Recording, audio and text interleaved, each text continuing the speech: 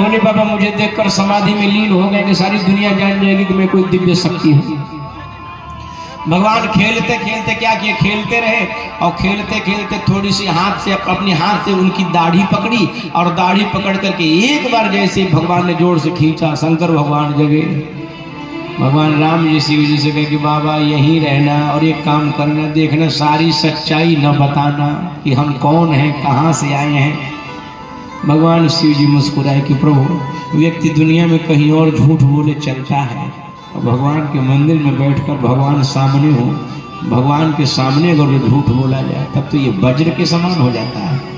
इसलिए प्रभु बोलेंगे तो हम बिल्कुल सही, अब आप ही कुछ ऐसा कर दीजिएगा कि हम कितना हूँ सही बोले किसी के समझ में ना आए।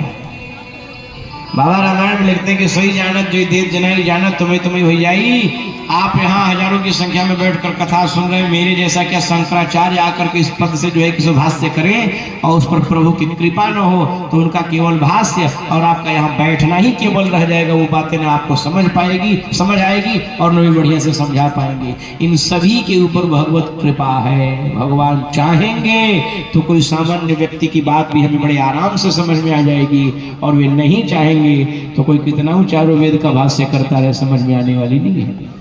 बोले श्री सीतारामचंद्र भगवान की जय। ये जो आपका क्षेत्र है मतलब रामकोला के अगल बगल का क्षेत्र मैंने अनुभव किया है कि इधर अपने यहाँ जो है ना मत पंथ और संप्रदायों को लेकर के लोगों में बड़ी वैमनस्यता है। मत पंथ संप्रदाय, कुछ लोग कहते हैं कि हम जय गुरुदेव वाले बाबा हैं, तो जय गुरुदेव वाले हैं तो हम वैष्णवों के घर भोजन करने नहीं जाएंगे। उसी में कुछ सतनाम वाले हैं तो सतनाम वाले वो लोग कहते हैं कि हम उसके घर नहीं जाएंगे। उसी में शिव चर्चा वाले वो कहते हैं कि हाँ हम दूसरे घर जाएंगे, हम शिव जी वाले। जितने लोग यहाँ बैठे हैं अब वही में बात तो नौका एगो टीम चल जय भीम वाला, तू कह तो हमारे केहू नहीं जाइए। जय श्री सीताराम। ध्यान से सुनिएगा, एक बात आप लोगों को बताया जितने लोग यहाँ उपस्थित हैं, हम मत संप्रदाय या फिर पंथ को बदलते हैं, उसका उद्देश्य क्या होना चाहिए? केवल लोगों के प्रति वैमनस्यता, हम उससे अच्छे हैं, हम उससे अच्छे संप्रदाय में हैं। हमारे मत संप्रदाय पंथ बदलने का उद्देश्य यही है कि हम उसको उससे बेटर दिखें, उससे अच्छा अपने आप को महसूस करें।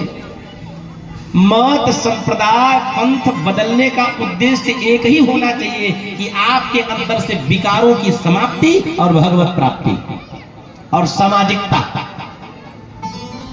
यदि मत संप्रदाय पंथ मजहब आदि बदलने के बाद भी आपने अपने विचार नहीं बदले, आपने अपनी सोच नहीं बदली, ज्वलनशीलता बनी रही, द्वेष बना रहा, डाह लगा रहा, वो छोटा है वो बड़े के भाव आपके मन के अंदर बना रहा, तो आपने केवल मत